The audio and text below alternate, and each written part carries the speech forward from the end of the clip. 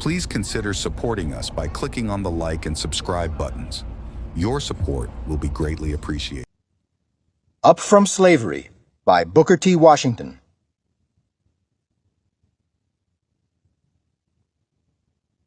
This volume is dedicated to my wife, Mrs. Margaret James Washington, and to my brother, Mr. John H. Washington, whose patience, fidelity, and hard work have gone far to make the work at Tuskegee successful. Preface. This volume is the outgrowth of a series of articles dealing with incidents in my life, which were published consecutively in the Outlook. While they were appearing in that magazine, I was constantly surprised at the number of requests which came to me from all parts of the country, asking that the articles be permanently preserved in book form. I am most grateful to the Outlook for permission to gratify these requests. I have tried to tell a simple, straightforward story with no attempt at embellishment. My regret is that what I have attempted to do has been done so imperfectly. The greater part of my time and strength is required for the executive work connected with the Tuskegee Normal and Industrial Institute and in securing the money necessary for the support of the institution.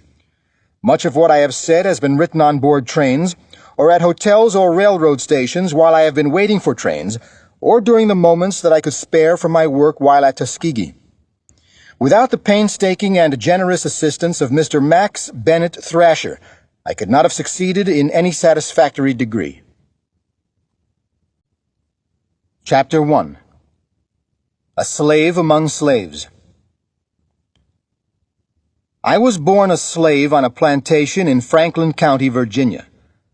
I am not quite sure of the exact place or exact date of my birth, but at any rate, I suspect I must have been born somewhere and at some time. As nearly as I have been able to learn, I was born near a crossroads post office called Hales Ford, and the year was 1858 or 1859. I do not know the month or the day. The earliest impressions I can now recall are of the plantation and the slave quarters, the latter being the part of the plantation where the slaves had their cabins. My life had its beginning in the midst of the most miserable, desolate, and discouraging surroundings. This was so, however, not because my owners were especially cruel, for they were not, as compared with many others. I was born in a typical log cabin, about 14 by 16 feet square. In this cabin I lived with my mother and a brother and sister till after the Civil War, when we were all declared free. Of my ancestry, I know almost nothing.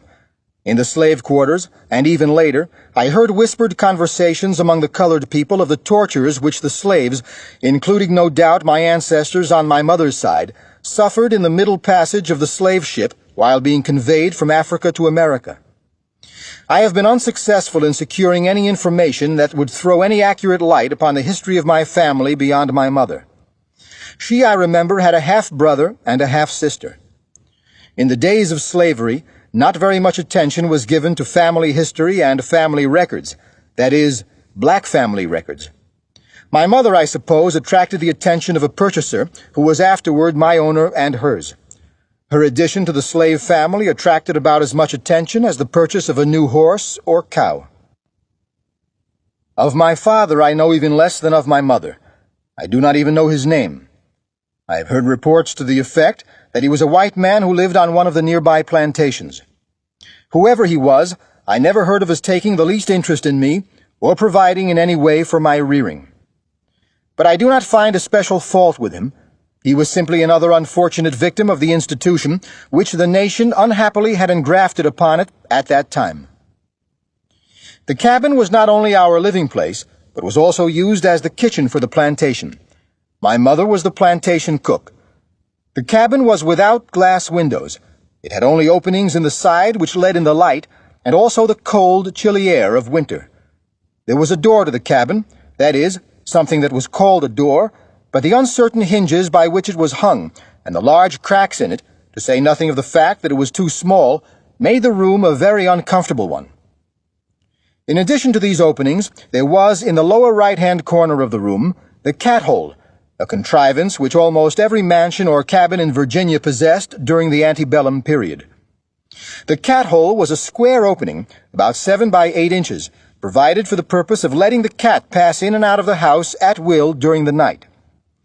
In the case of our particular cabin, I could never understand the necessity for this convenience, since there were at least a half-dozen other places in the cabin that would have accommodated the cats. There was no wooden floor in our cabin, the naked earth being used as a floor. In the center of the earthen floor, there was a large, deep opening covered with boards, which was used as a place in which to store sweet potatoes during the winter. An impression of this potato hole is very distinctly engraved upon my memory, because I recall that during the process of putting the potatoes in or taking them out, I would often come into possession of one or two, which I roasted and thoroughly enjoyed. There was no cooking stove on our plantation, and all the cooking for the whites and slaves my mother had to do over an open fireplace, mostly in pots and skillets. While the poorly built cabin caused us to suffer with cold in the winter, the heat from the open fireplace in summer was equally trying. The early years of my life, which were spent in the little cabin, were not very different from those of thousands of other slaves. My mother, of course, had little time in which to give attention to the training of her children during the day. She snatched a few moments for our care in the early morning before her work began, and at night after the day's work was done. One of my earliest recollections is that of my mother cooking a chicken late at night and awakening her children for the purpose of feeding them. How or where she got it, I do not know. I presume, however, it was procured from our owner's farm. Some people may call this theft. If such a thing were to happen now, I should condemn it as theft myself. But taking place at the time it did, and for the reason that it did, no one could ever make me believe that my mother was guilty of thieving. She was simply a victim of the system of slavery. I cannot remember having slept in a bed until after our family was declared free by the Emancipation Proclamation. 3 children, John, my older brother, Amanda, my sister, and myself, had a pallet on the dirt floor, or to be more correct, we slept in and on a bundle of filthy rags laid upon the dirt floor. I was asked not long ago to tell something about the sports and pastimes that I engaged in during my youth. Until that question was asked, it had never occurred to me that there was no period of my life that was devoted to play. From the time that I can remember anything, almost every day of my life has been occupied in some kind of labor, though I think I would now be a more useful man if I had had time for sports. During the period that I spent in slavery, I was not large enough to be of much service. Still, I was occupied most of the time in cleaning the yards, carrying water to the men in the fields, or going to the mill, to which I used to take the corn once a week to be ground. The mill was about 3 miles from the plantation. This work I always dreaded. The heavy bag of corn would be thrown across the back of the horse, and the corn divided about evenly on each side. But in some way, almost without exception, on these trips, the corn would so shift as to become unbalanced, and would fall off the horse, and often I would fall with it. As I was not strong enough to reload the corn upon the horse, I would have to wait, sometimes for many hours, till a chance passerby came along who would help me out of my trouble. The hours while waiting for someone were usually spent in crying. The time consumed in this way made me late in reaching the mill, and by the time I got my corn ground and reached home, it would be far into the night. The road was a lonely one, and often led through dense forests. I was always frightened. The woods were said to be full of soldiers who had deserted from the army, and I had been told that the first thing a deserter did to a Negro boy when he found him alone was to cut off his ears. Besides, when I was late in getting home, I knew I would always get a severe scolding or a flogging. I had no schooling whatever while I was a slave, though I remember on several occasions I went as far as the schoolhouse door with one of my young mistresses to carry her books. The picture of several dozen boys and girls in a schoolroom engaged in study made a deep impression upon me, and I had the feeling that to get into a schoolhouse and study in this way would be about the same as getting into paradise. So far as I can now recall, the first knowledge that I got of the fact that we were slaves, and that freedom of the slaves was being discussed, was early one morning before day, when I was awakened by my mother, kneeling over her children, and fervently praying that Lincoln and his armies might be successful, and that one day she and her children might be free. In this connection, I have never been able to understand how the slaves throughout the South, completely ignorant as were the masses so far as books or newspapers were concerned, were able to keep themselves so accurately and completely informed about the great national questions that were agitating the country. From the time that Garrison, Lovejoy, and others began to agitate for freedom, the slaves throughout the South kept in close touch with the progress of the movement. Though I was a mere child during the preparation for the Civil War and during the war itself, I now recall the many late-at-night whispered discussions that I heard my mother and the other slaves on the plantation indulge in. These discussions showed that they understood the situation and that they kept themselves informed of events by what was termed the grapevine telegraph. During the campaign when Lincoln was first a candidate for the presidency, the slaves on our far-off plantation, miles from any railroad or large city or daily newspaper, knew what the issues involved were. When war was begun between the North and the South, every slave on our plantation felt and knew that though other issues were discussed, the primal one was that of slavery. Even the most ignorant members of my race on the remote plantations felt in their hearts, with a certainty that admitted of no doubt, that the freedom of the slaves would be the one great result of the war if the Northern armies conquered. Every success of the Federal armies and every defeat of the Confederate forces was watched with the keenest and most intense interest. Often the slaves got knowledge of the results of great battles before the white people received it. This news was usually gotten from the colored man who was sent to the post office for the mail. In our case, the post office was about 3 miles from the plantation, and the mail came once or twice a week. The man who was sent to the office would linger about the place long enough to get the drift of the conversation from the group of white people who naturally congregated there after receiving their mail to discuss the latest news. The mail carrier, on his way back to our master's house, would as naturally retail the news that he had secured among the slaves, and in this way they often heard of important events before the white people at the big house, as the master's house was called. I cannot remember a single instance during my childhood or early boyhood when our entire family sat down at the table together, and God's blessing was asked, and the family ate a meal in a civilized manner. On the plantation in Virginia, and even later, meals were gotten by the children very much as dumb animals get theirs. It was a piece of bread here and a scrap of meat there. It was a cup of milk at one time and some potatoes at another. Sometimes a portion of our family would eat out of the skillet or pot, while someone else would eat from a tin plate held on the knees and often using nothing but the hands with which to hold the food.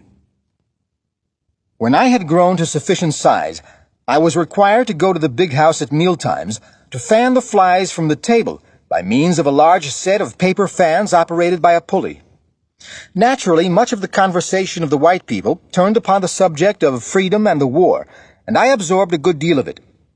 I remember that at one time I saw 2 of my young mistresses and some lady visitors eating ginger cakes in the yard. At that time, those cakes seemed to me to be absolutely the most tempting and desirable things that I had ever seen, and I then and there resolved that if I ever got free, the height of my ambition would be reached if I could get to the point where I could secure and eat ginger cakes in the way that I saw those ladies doing. Of course, as the war was prolonged, the white people in many cases often found it difficult to secure food for themselves. I think the slaves felt the deprivation less than the whites, because the usual diet for the slaves was cornbread and pork, and these could be raised on the plantation. But coffee, tea, sugar, and other articles, which the whites had been accustomed to use, could not be raised on the plantation, and the conditions brought about by the war frequently made it impossible to secure these things. The whites were often in great straits. Parched corn was used for coffee, and a kind of black molasses was used instead of sugar. Many times nothing was used to sweeten the so-called tea and coffee. The first pair of shoes that I recall wearing were wooden ones. They had rough leather on the top, but the bottoms, which were about an inch thick, were of wood. When I walked, they made a fearful noise, and besides this, they were very inconvenient, since there was no yielding to the natural pressure of the foot. In wearing them, one presented an exceedingly awkward appearance. The most trying ordeal that I was forced to endure as a slave boy, however, was the wearing of a flax shirt. In the portion of Virginia where I lived, it was common to use flax as part of the clothing for the slaves. That part of the flax from which our clothing was made was largely the refuse, which of course was the cheapest and roughest part. I can scarcely imagine any torture, except perhaps the pulling of a tooth, that is equal to that caused by putting on a new flax shirt for the first time. It is almost equal to the feeling that one would experience if he had a dozen or more chestnut burrs or 100 small pinpoints in contact with his flesh. Even to this day, I can recall accurately the tortures that I underwent when putting on one of these garments. The fact that my flesh was soft and tender added to the pain. But I had no choice. I had to wear the flax shirt or none, and had it been left to me to choose, I should have chosen to wear no covering. In connection with the flax shirt, my brother John, who is several years older than I am, performed one of the most generous acts that I ever heard of one slave relative doing for another. On several occasions when I was being forced to wear a new flax shirt, he generously agreed to put it on in my stead and wear it for several days, till it was broken in. Until I had grown to be quite a youth, this single garment was all that I wore. One may get the idea, from what I have said, that there was bitter feeling toward the white people on the part of my race, because of the fact that most of the white population was away fighting in a war which would result in keeping the Negro in slavery if the South was successful. In the case of the slaves on our place, this was not true, and it was not true of any large portion of the slave population in the South, where the Negro was treated with anything like decency.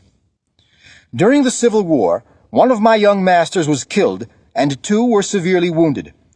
I recall the feeling of sorrow which existed among the slaves when they heard of the death of Mars Billy. It was no sham sorrow, but real. Some of the slaves had nursed Mars Billy, others had played with him when he was a child. Mars Billy had begged for mercy in the case of others when the overseer or master was thrashing them. The sorrow in the slave quarter was only second to that in the big house. When the 2 young masters were brought home wounded, the sympathy of the slaves was shown in many ways. They were just as anxious to assist in the nursing as the family relatives of the wounded. Some of the slaves would even beg for the privilege of sitting up at night to nurse their wounded masters. This tenderness and sympathy on the part of those held in bondage was a result of their kindly and generous nature. In order to defend and protect the women and children who were left on the plantations when the white males went to war, the slaves would have laid down their lives. The slave who was selected to sleep in the big house during the absence of the males was considered to have the place of honor.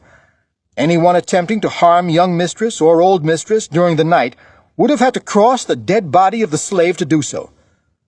I do not know how many have noticed it, but I think that it will be found to be true that there are few instances, either in slavery or freedom, in which a member of my race has been known to betray a specific trust. As a rule, not only did the members of my race entertain no feelings of bitterness against the whites before and during the war, but there are many instances of Negroes tenderly caring for their former masters and mistresses who for some reason have become poor and dependent since the war. I know of instances where the former masters of slaves have for years been supplied with money by their former slaves to keep them from suffering. I have known of still other cases in which the former slaves have assisted in the education of the descendants of their former owners.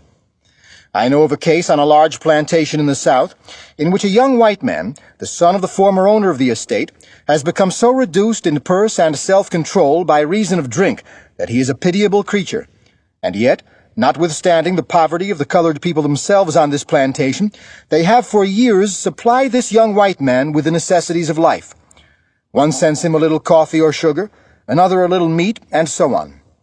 Nothing that the colored people possess is too good for the son of old Mars Tom, who will perhaps never be permitted to suffer, while any remain on the place who knew directly or indirectly of old Mars Tom. I have said that there are few instances of a member of my race betraying a specific trust. One of the best illustrations of this, which I know of, is in the case of an ex-slave from Virginia, whom I met not long ago in a little town in the state of Ohio. I found that this man had made a contract with his master 2 or 3 years previous to the Emancipation Proclamation, to the effect that the slave was to be permitted to buy himself by paying so much per year for his body. And while he was paying for himself, he was to be permitted to labor where and for whom he pleased. Finding that he could secure better wages in Ohio, he went there. When freedom came, he was still in debt to his master some $300. Notwithstanding that the Emancipation Proclamation freed him from any obligation to his master, this black man walked the greater portion of the distance back to where his old master lived in Virginia and placed the last dollar, with interest, in his hands. In talking to me about this, the man told me that he knew that he did not have to pay the debt, but that he had given his word to his master, and his word he had never broken. He felt that he could not enjoy his freedom till he had fulfilled his promise. From some things that I have said, one may get the idea that some of the slaves did not want freedom. This is not true.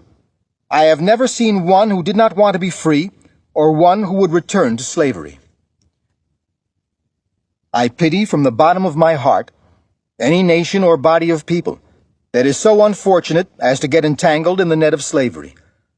I have long since ceased to cherish any spirit of bitterness against the Southern white people on account of the enslavement of my race.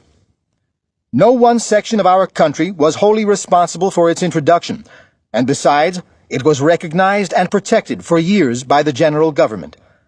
Having once got its tentacles fastened onto the economic and social life of the Republic, it was no easy matter for the country to relieve itself of the institution.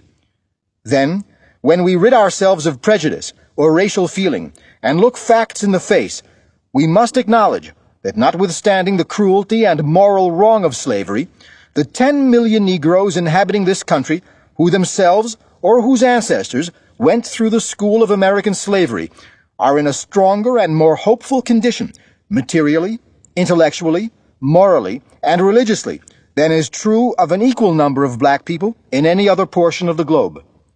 This is so to such an extent that Negroes in this country, who themselves or whose forefathers went through the school of slavery, are constantly returning to Africa as missionaries to enlighten those who remained in the fatherland. This I say, not to justify slavery. On the other hand, I condemn it as an institution, as we all know that in America it was established for selfish and financial reasons, and not from a missionary motive, but to call attention to a fact, and to show how Providence so often uses men and institutions to accomplish a purpose. When persons ask me in these days how in the midst of what sometimes seem hopelessly discouraging conditions I can have such faith in the future of my race in this country, I remind them of the wilderness through which and out of which a good Providence has already led us. Ever since I have been old enough to think for myself, I have entertained the idea that notwithstanding the cruel wrongs inflicted upon us, the black man got nearly as much out of slavery as the white man did. The hurtful influences of the institution were not by any means confined to the Negro.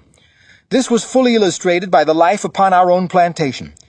The whole machinery of slavery was so constructed as to cause labor, as a rule, to be looked upon as a badge of degradation, of inferiority. Hence, labor was something that both races on the slave plantations sought to escape. The slave system on our place, in a large measure, took the spirit of self-reliance and self-help out of the white people. My old master had many boys and girls, but not one, so far as I know, ever mastered a single trade or a special line of productive industry. The girls were not taught to cook, sew, or to take care of the house. All of this was left to the slaves. The slaves, of course, had little personal interest in the life of the plantation, and their ignorance prevented them from learning how to do things in the most improved and thorough manner. As a result of the system, fences were out of repair, gates were hanging half off the hinges, doors creaked, window panes were out, plastering had fallen but was not replaced, weeds grew in the yard. As a rule, there was food for whites and blacks, but inside the house and on the dining room table there was wanting that delicacy and refinement of touch and finish which can make a home the most convenient, comfortable, and attractive place in the world. Withal, there was a waste of food and other materials, which was sad. When freedom came, the slaves were almost as well fitted to begin life anew as the master, except in the matter of book learning and ownership of property. The slave owner and his sons had mastered no special industry. They unconsciously had imbibed the feeling that manual labor was not the proper thing for them. On the other hand, the slaves, in many cases, had mastered some handicraft, and none were ashamed, and few unwilling, to labor. Finally, the war closed, and the day of freedom came. It was a momentous and eventful day to all upon our plantation. We had been expecting it. Freedom was in the air, and had been for months. Deserting soldiers, returning to their homes, were to be seen every day. Others who had been discharged, or whose regiments had been paroled, were constantly passing near our place. The grapevine telegraph was kept busy night and day. The news and mutterings of great events were swiftly carried from one plantation to another. In the fear of Yankee invasions, the silverware and other valuables were taken from the big house, buried in the woods, and guarded by trusted slaves. Woe be to anyone who would have attempted to disturb the buried treasure. The slaves would give the Yankee soldiers food, drink, clothing, anything but that which had been specifically entrusted to their care and honor. As the great day drew nearer, there was more singing in the slave quarters than usual. It was bolder, had more ring, and lasted later into the night. Most of the verses of the plantation songs had some reference to freedom. True, they had sung those same verses before, but they had been careful to explain that the freedom in these songs referred to the next world and had no connection with life in this world. Now they gradually threw off the mask and were not afraid to let it be known that the freedom in their songs meant freedom of the body in this world. The night before the eventful day, word was sent to the slave quarters to the effect that something unusual was going to take place at the big house the next morning. There was little, if any, sleep that night. All was excitement and expectancy. Early the next morning, word was sent to all the slaves, old and young, to gather at the house. In company with my mother, brother, and sister, and a large number of other slaves, I went to the master's house. All of our master's family were either standing or seated on the veranda of the house, where they could see what was to take place and hear what was said. There was a feeling of deep interest, or perhaps sadness, on their faces, but not bitterness. As I now recall the impression they made upon me, they did not at the moment seem to be sad because of the loss of property, but rather because of parting with those whom they had reared and who were in many ways very close to them. The most distinct thing that I now recall in connection with the scene was that some man who seemed to be a stranger, a United States officer, I presume, made a little speech and then read a rather long paper, the Emancipation Proclamation, I think. After the reading, we were told that we were all free and could go when and where we pleased. My mother, who was standing by my side, leaned over and kissed her children, while tears of joy ran down her cheeks. She explained to us what it all meant, that this was the day for which she had been so long praying, but fearing that she would never live to see. For some minutes, there was great rejoicing and thanksgiving and wild scenes of ecstasy, but there was no feeling of bitterness. In fact, there was pity among the slaves for our former owners. The wild rejoicing on the part of the emancipated colored people lasted but for a brief period, for I noticed that by the time they returned to their cabins, there was a change in their feelings. The great responsibility of being free, of having charge of themselves, of having to think and plan for themselves and their children, seemed to take possession of them.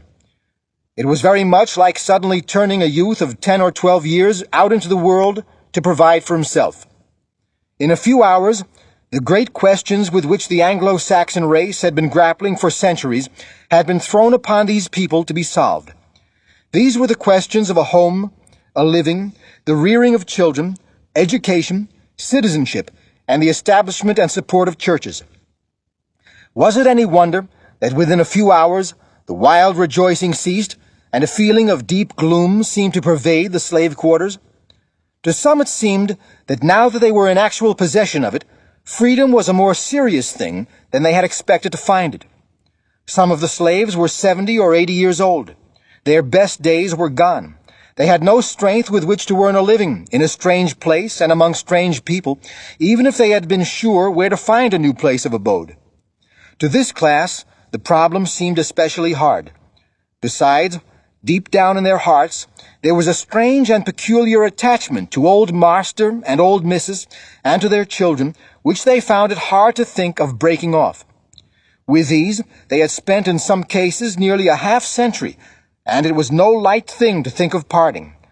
Gradually, one by one, stealthily at first, the older slaves began to wander from the slave quarters back to the big house to have a whispered conversation with their former owners as to the future.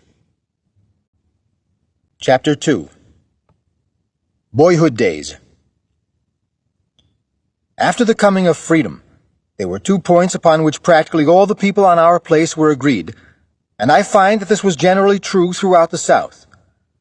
That they must change their names, and that they must leave the old plantation for at least a few days or weeks, in order that they might really feel sure that they were free. Practically all the people on our place were agreed, and I find that this was generally true throughout the South. That they must change their names, and that they must leave the old plantation for at least a few days or weeks, in order that they might really feel sure that they were free. In some way, a feeling got among the colored people that it was far from proper for them to bear the surname of their former owners, and a great many of them took other surnames. This was one of the first signs of freedom. When they were slaves, a colored person was simply called John or Susan. There was seldom occasion for more than the use of the one name. If John or Susan belonged to a white man by the name of Hatcher, sometimes he was called John Hatcher, or as often, Hatcher's John. But there was a feeling that John Hatcher, or Hatcher's John, was not the proper title by which to denote a free man. And so, in many cases, John Hatcher was changed to John S. Lincoln or John S. Sherman, the initial S standing for no name, it being simply a part of what the colored man proudly called his entitles. As I have stated, most of the colored people left the old plantation for a short while at least, so as to be sure, it seemed, that they could leave and try their freedom on to see how it felt. After they had remained away for a time, many of the older slaves especially returned to their old homes and made some kind of contract with their former owners by which they remained on the estate. My mother's husband, who was the stepfather of my brother John and myself, did not belong to the same owners as did my mother. In fact, he seldom came to our plantation. I remember seeing him there perhaps once a year, that being about Christmas time. In some way, during the war, by running away and following the Federal soldiers, it seems, he found his way into the new state of West Virginia.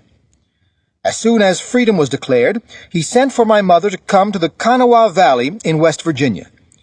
At that time, a journey from Virginia over the mountains to West Virginia was rather a tedious and, in some cases, a painful undertaking. What little clothing and few household goods we had were placed in a cart, but the children walked the greater portion of the distance, which was several hundred miles. I do not think any of us ever had been very far from the plantation, and the taking of a long journey into another state was quite an event. The parting from our former owners and the members of our own race on the plantation was a serious occasion. From the time of our parting till their death, we kept up a correspondence with the older members of the family, and in later years we have kept in touch with those who were the younger members. We were several weeks making the trip, and most of the time we slept in the open air and did our cooking over a log fire out of doors. One night, I recall that we camped near an abandoned log cabin, and my mother decided to build a fire in that for cooking, and afterward to make a pallet on the floor for our sleeping.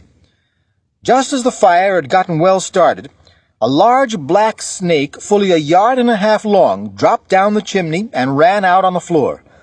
Of course, we at once abandoned that cabin. Finally, we reached our destination, a little town called Malden, which is about 5 miles from Charleston, the present capital of the state. At that time, salt mining was the great industry in that part of West Virginia, and the little town of Malden was right in the midst of the salt furnaces. My stepfather had already secured a job at a salt furnace, and he had also secured a little cabin for us to live in. Our new house was no better than the one we had left on the old plantation in Virginia. In fact, in one respect, it was worse. Notwithstanding the poor condition of our plantation cabin, we were at all times sure of pure air. Our new cabin was in the midst of a cluster of cabins crowded closely together, and as there were no sanitary regulations, the filth about the cabins was often intolerable. Some of our neighbors were colored people, and some were the poorest and most ignorant and degraded white people. It was a motley mixture. Drinking, gambling, quarrels, fights, and shockingly immoral practices were frequent. All who lived in the little town were in one way or another connected with the salt business. Though I was a mere child, my stepfather put me and my brother at work in one of the furnaces. Often I began work as early as 4 o'clock in the morning. The first thing I ever learned in the way of book knowledge was while working in this salt furnace. Each salt packer had his barrels marked with a certain number. The number allotted to my stepfather was 18. At the close of the day's work, the boss of the packers would come around and put 18 on each of our barrels, and I soon learned to recognize that figure wherever I saw it, and after a while got to the point where I could make that figure, though I knew nothing about any other figures or letters. From the time that I can remember having any thoughts about anything, I recall that I had an intense longing to learn to read. I determined, when quite a small child, that if I accomplished nothing else in life, I would in some way get enough education to enable me to read common books and newspapers. Soon after we got settled in some manner in our new cabin in West Virginia, I induced my mother to get hold of a book for me. How or where she got it, I do not know, but in some way she procured an old copy of Webster's Blueback Spelling Book, which contained the alphabet, followed by such meaningless words as ab, ba, ca, da. I began at once to devour this book, and I think that it was the first one I ever had in my hands. I had learned from somebody that the way to begin to read was to learn the alphabet, so I tried in all the ways I could think of to learn it, all, of course, without a teacher, for I could find no one to teach me. At that time, there was not a single member of my race anywhere near us who could read, and I was too timid to approach any of the white people. In some way, within a few weeks, I mastered the greater portion of the alphabet. In all my efforts to learn to read, my mother shared fully my ambition and sympathized with me and aided me in every way that she could. Though she was totally ignorant, so far as mere book knowledge was concerned, she had high ambitions for her children and a large fund of good, hard, common sense which seemed to enable her to meet and master every situation. If I have done anything in life worth attention, I feel sure that I inherited the disposition from my mother. In the midst of my struggles and longing for an education, a young colored boy who had learned to read in the state of Ohio came to Malden. As soon as the colored people found out that he could read, a newspaper was secured, and at the close of nearly every day's work, this young man would be surrounded by a group of men and women who were anxious to hear him read the news contained in the papers. How I used to envy this man! He seemed to me to be the one young man in all the world who ought to be satisfied with his attainments. About this time, the question of having some kind of a school opened for the colored children in the village began to be discussed by members of the race. As it would be the first school for Negro children that had ever been opened in that part of Virginia, it was, of course, to be a great event, and the discussion excited the widest interest. The most perplexing question was where to find a teacher. The young man from Ohio who had learned to read the papers was considered, but his age was against him. In the midst of the discussion about a teacher, another young colored man from Ohio, who had been a soldier, in some way found his way into town.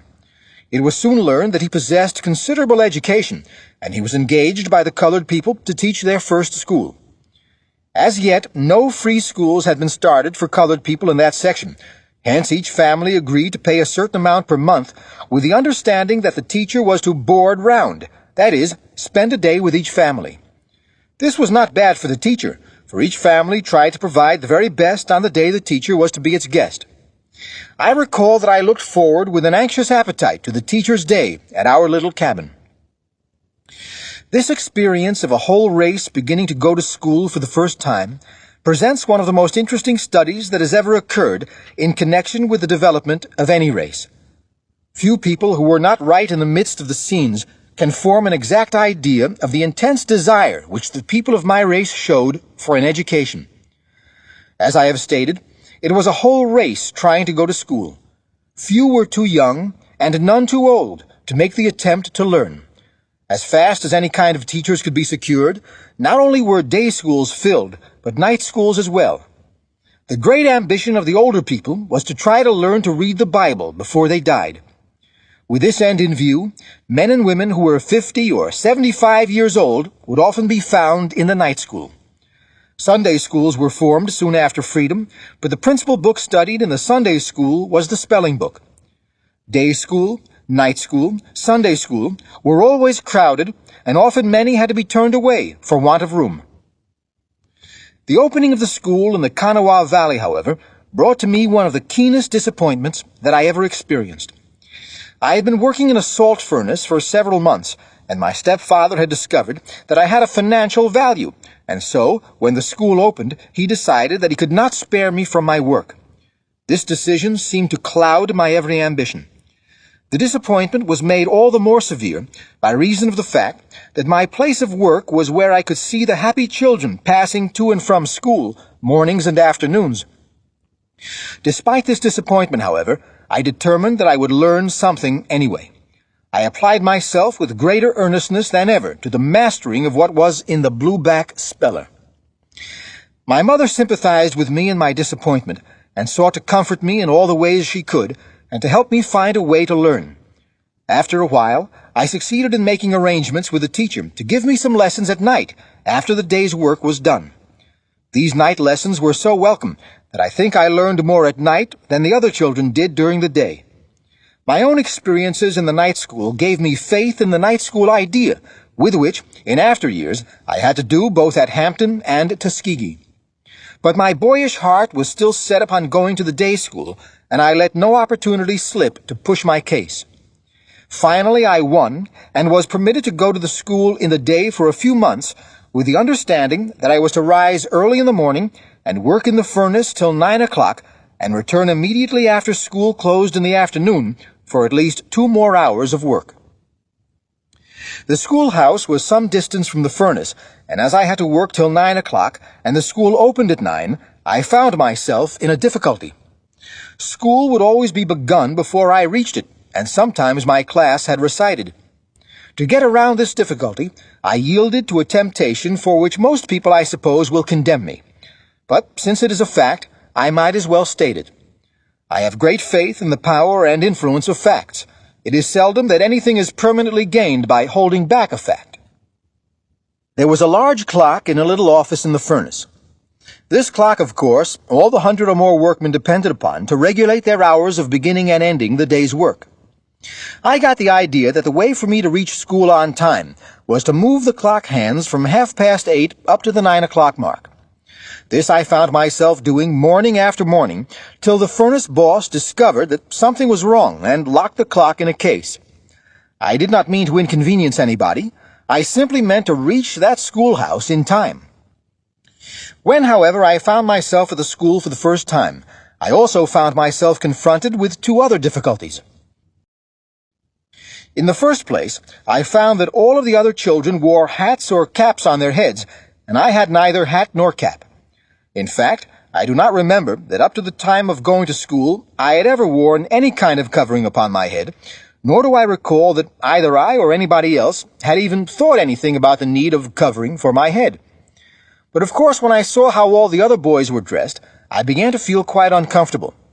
As usual, I put the case before my mother, and she explained to me that she had no money with which to buy a store hat, which was a rather new institution at that time among the members of my race, and was considered quite the thing for young and old to own, but that she would find a way to help me out of the difficulty.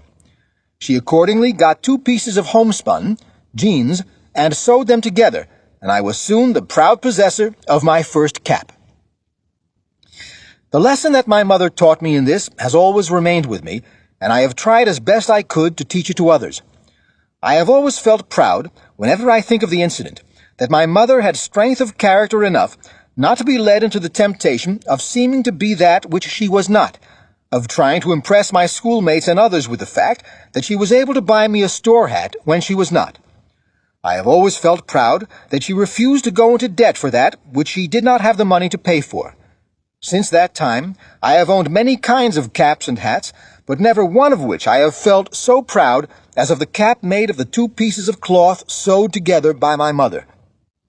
I have noted the fact, but without satisfaction I need not add, that several of the boys who began their careers with store hats, and who were my schoolmates, and used to join in the sport that was made of me because I had only a homespun cap, have ended their careers in the penitentiary, while others are not able now to buy any kind of hat. My second difficulty was with regard to my name, or rather, a name. From the time when I could remember anything, I had been called simply Booker. Before going to school, it had never occurred to me that it was needful or appropriate to have an additional name. When I heard the school roll called, I noticed that all of the children had at least 2 names, and some of them indulged in what seemed to me the extravagance of having 3. I was in deep perplexity because I knew that the teacher would demand of me at least 2 names, and I had only 1. By the time the occasion came for the enrolling of my name, an idea occurred to me which I thought would make me equal to the situation. And so, when the teacher asked me what my full name was, I calmly told him Booker Washington, as if I had been called by that name all my life. And by that name I have since been known. Later in my life, I found that my mother had given me the name of Booker Taliaferro soon after I was born, but in some way that part of my name seemed to disappear, and for a long while was forgotten, but as soon as I found out about it, I revived it and made my full name Booker Taliaferro Washington. I think there are not many men in our country who have had the privilege of naming themselves in the way that I have. More than once I have tried to picture myself in the position of a boy or man with an honored and distinguished ancestry, which I could trace back through a period of hundreds of years, and who had not only inherited a name, but fortune and a proud family homestead. And yet I have sometimes had the feeling that if I had inherited these, and had been a member of a more popular race, I should have been inclined to yield to the temptation of depending upon my ancestry and my color to do that for me which I should do for myself. Years ago I resolved that because I had no ancestry myself, I would leave a record of which my children would be proud, and which might encourage them to still higher effort. The world should not pass judgment upon the Negro, and especially the Negro youth, too quickly or too harshly. The Negro boy has obstacles, discouragements, and temptations to battle with that are little known to those not situated as he is. When a white boy undertakes a task, it is taken for granted that he will succeed. On the other hand, people are usually surprised if the Negro boy does not fail. In a word, the Negro youth starts out with a presumption against him. The influence of ancestry, however, is important in helping forward an individual or race if too much reliance is not placed upon it. Those who constantly direct attention to the Negro youth's moral weaknesses and compare his advancement with that of white youths do not consider the influence of the memories which cling about the old family homesteads. I have no idea, as I have stated elsewhere, who my grandmother was. I have, or have had, uncles and aunts and cousins, but I have no knowledge as to where most of them are. My case will illustrate that of hundreds of thousands of black people in every part of our country. The very fact that the white boy is conscious that if he fails in life, he will disgrace the whole family record, extending back through many generations, is of tremendous value in helping him to resist temptations. The fact that the individual has behind and surrounding him proud family history and connection serves as a stimulus to help him to overcome obstacles when striving for success. The time that I was permitted to attend school during the day was short, and my attendance was irregular. It was not long before I had to stop attending day school altogether and devote all of my time again to work. I resorted to the night school again. In fact, the greater part of the education I secured in my boyhood was gathered through the night school after my day's work was done. I had difficulty often in securing a satisfactory teacher. Sometimes, after I had secured someone to teach me at night, I would find, much to my disappointment, that the teacher knew but little more than I did. Often I would have to walk several miles at night in order to recite my night school lessons. There was never a time in my youth, no matter how dark and discouraging the days might be, when one resolve did not continually remain with me, and that was a determination to secure an education at any cost. Soon after we moved to West Virginia, my mother adopted into our family, notwithstanding our poverty, an orphan boy to whom afterward we gave the name of James B. Washington. He has ever since remained a member of the family. After I had worked in the salt furnace for some time, work was secured for me in a coal mine which was operated mainly for the purpose of securing fuel for the salt furnace. Work in the coal mine I always dreaded. One reason for this was that anyone who worked in a coal mine was always unclean, at least while at work, and it was a very hard job to get one's skin clean after the day's work was over. Then it was fully a mile from the opening of the coal mine to the face of the coal, and all, of course, was in the blackest darkness. I do not believe that one ever experiences anywhere else such darkness as he does in a coal mine. The mine was divided into a large number of different rooms or departments, and as I never was able to learn the location of all these rooms, I many times found myself lost in the mine. To add to the horror of being lost, sometimes my light would go out, and then, if I did not happen to have a match, I would wander about in the darkness until by chance I found someone to give me a light. The work was not only hard, but it was dangerous. There was always the danger of being blown to pieces by a premature explosion of powder, or of being crushed by falling slate. Accidents from one or the other of these causes were frequently occurring, and this kept me in constant fear. Many children of the tenderest years were compelled then, as is now true, I fear, in most coal mining districts, to spend a large part of their lives in these coal mines, with little opportunity to get an education. And, what is worse, I have often noted that, as a rule, young boys who begin life in a coal mine are often physically and mentally dwarfed. They soon lose ambition to do anything else than to continue as a coal miner. In those days, and later as a young man, I used to try to picture in my imagination the feelings and ambitions of a white boy with absolutely no limit placed upon his aspirations and activities. I used to envy the white boy who had no obstacles placed in the way of his becoming a congressman, governor, bishop, or president by reason of the accident of his birth or race. I used to picture the way that I would act under such circumstances, how I would begin at the bottom and keep rising until I had reached the highest round of success. In later years, I confess that I do not envy the white boy as I once did. I have learned that success is to be measured not so much by the position that one has reached in life, as by the obstacles which he has overcome while trying to succeed. Looked at from this standpoint, I almost reach the conclusion that often the Negro boy's birth and connection with an unpopular race is an advantage, so far as real life is concerned. With few exceptions, the Negro youth must work harder and must perform his tasks even better than a white youth in order to secure recognition. But out of the hard and unusual struggle through which he is compelled to pass, he gets a strength, a confidence that one misses whose pathway is comparatively smooth by reason of birth and race. From any point of view, I had rather be what I am, a member of the Negro race, than be able to claim membership with the most favored of any other race. I have always been made sad when I have heard members of any race claiming rights and privileges or certain badges of distinction on the ground simply that they were members of this or that race, regardless of their own individual worth or attainments. I have been made to feel sad for such persons because I am conscious of the fact that mere connection with what is known as a superior race will not permanently carry an individual forward unless he has individual worth, and mere connection with what is regarded as an inferior race will not finally hold an individual back if he possesses intrinsic individual merit. Every persecuted individual and race should get much consolation out of the great human law, which is universal and eternal, that merit, no matter under what skin found, is, in the long run, recognized and rewarded. This I have said here, not to call attention to myself as an individual, but to the race to which I am proud to belong. Please consider supporting us by clicking on the like and subscribe buttons. Your support will be greatly appreciated.